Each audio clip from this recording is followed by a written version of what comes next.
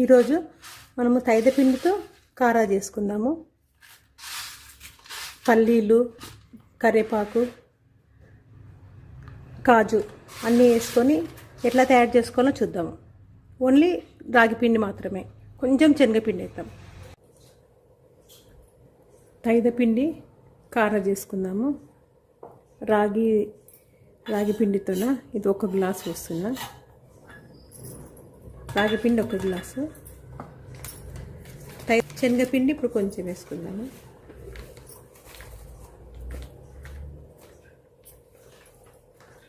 శనగపిండి పావు, పిండి 1 వేసుకున్నాము. శనగపిండి ఇగో సగం, పావు భాగం, హాఫ్లో హాఫ్. దీనికి కొంచెం ఉప్పు, తినే సోడా చిన్న స్పూన్తో 1 స్పూను, కొంచెం ఇంగువ ఎంతంటే చూపిస్తా చూడండి. దీంతో పావు భాగం అవుతుంది. మంచి మిక్స్ చేసుకున్నాము.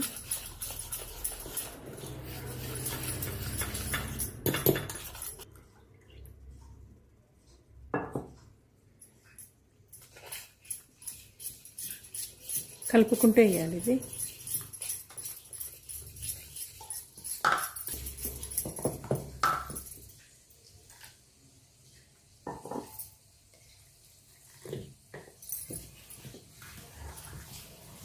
మంచి ముద్దలు లేకుండా కలుపుకోవాలి.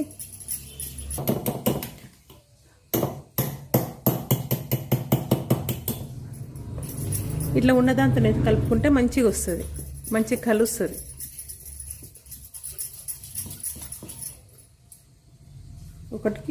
ఒకటి పిండి వేసాము, 3/4 భాగము శనగపిండి వేసినాం కదా.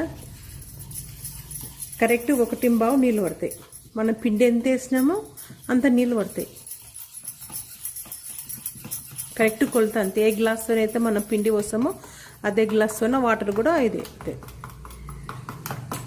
ఇట్లా ఉండాలి జోరుగా. కరెక్ట్ 1/4 నీళ్ళు పట్టినాయి.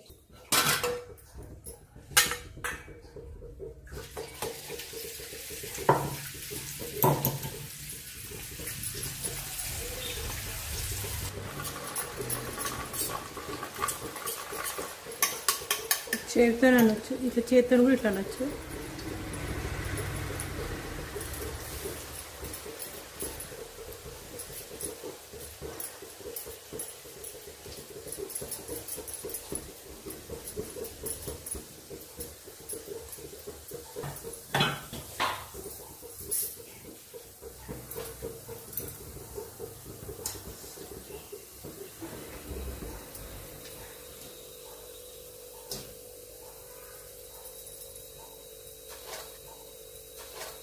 బియ్యం పిండి వేసుకుంటే కొంచెం తెల్లగా వస్తాయి, ఇంత నల్లగా రావు. బియ్యం పిండి మనం శనగపిండి వేస్తున్నాం, కానీ శనగపిండి వేసినా కానీ మళ్ళీ ఇంకొంచెం బియ్యం పిండి వేస్తే తెల్లగా కొంచెం కలర్ చేంజ్ అవుతాయి. పెద్దగానే ఉండాలి స్టవ్, చిన్నగా ఉండొద్దు.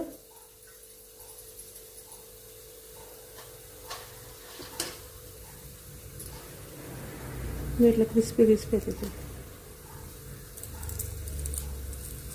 సౌండ్ ఇట్లా తీసి ఇట్లా పట్టుకొని చూడాలి.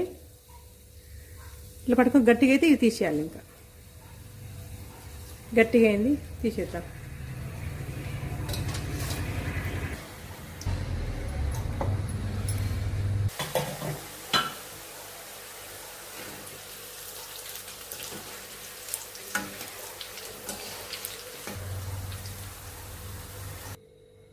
పల్లీలు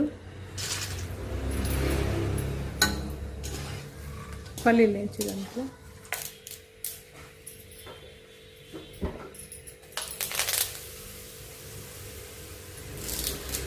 కరివేపాకు,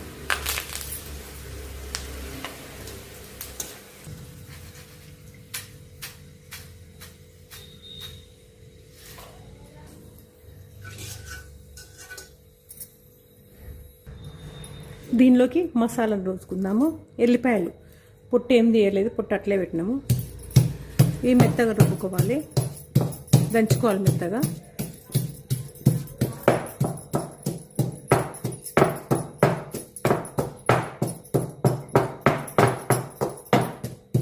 కారము మనకు తగినంత, మనకి ఎంత కావాల్సి అంత. కారం ఎక్కువ కావాలనుకుంటే ఎక్కువ వేసుకోవచ్చు, తక్కువ కావాలంటే తక్కువ వేసుకోవచ్చు, మన ఆప్షన్. కారము సగం చెంచా వేస్తున్నాను నేను. ఉప్పు మనం ఫస్ట్ కొంచెం వేసినాం కాబట్టి ఇప్పుడు కొంచెం వేద్దాం. అప్పుడు హాఫ్ స్పూన్ వేసినాం కదా, ఇప్పుడు కొంచెం పావు భాగం వేస్తున్నా.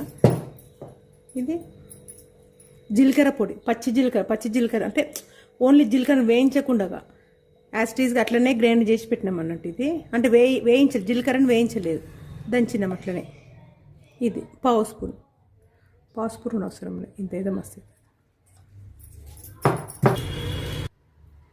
వేయింది కదా మొత్తము. మనకు ఒక్కటి గ్లాసు రైస్ కుక్కర్ గ్లాసు, ఒక గ్లాసులోనే ఇంత అయింది చూడండి. ఒకటి పావు గ్లాసు.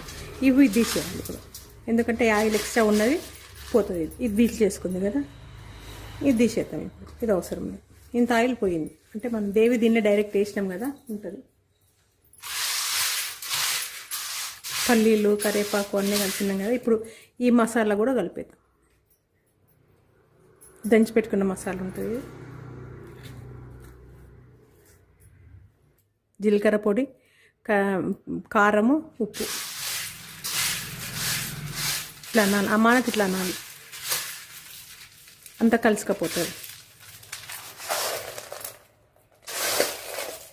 రాగి మిక్సరు అని అయితే దీంట్లో మనం ఇంకా అన్నీ వేసుకోవచ్చు. ఇంకా చిన్నగా మురుకులు చేసుకొని సన్న మురుకు చేసి దీనిలో కలుపుకోవచ్చు. పప్పు కలుపుకోవచ్చు, పెసరపప్పు ఉంటుంది కదా, పెసరపప్పు కూడా వేయించి కలుపుకోవచ్చు. అటుకులు కూడా కలుపుకోవచ్చు. అటుకును ఫ్రై చేయాలి, ఫ్రై చేసి కలుపుకోవాలి. ఇప్పుడు 1.5 గ్లాసుకు ఇంత అయింది. కాజులు కూడా వేసుకుందాము, వేయించుకుందాం మనము కాజులు కూడా. ఇది పెద్దగా కాకుండా ఇట్లా మధ్య చింపుతాం.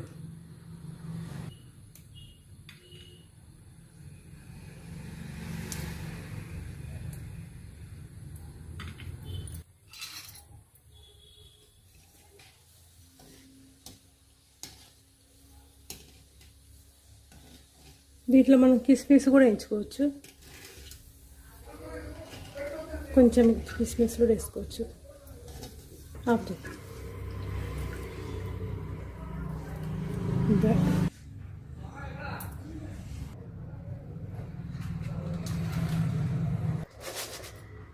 మైదా పిండితో కార.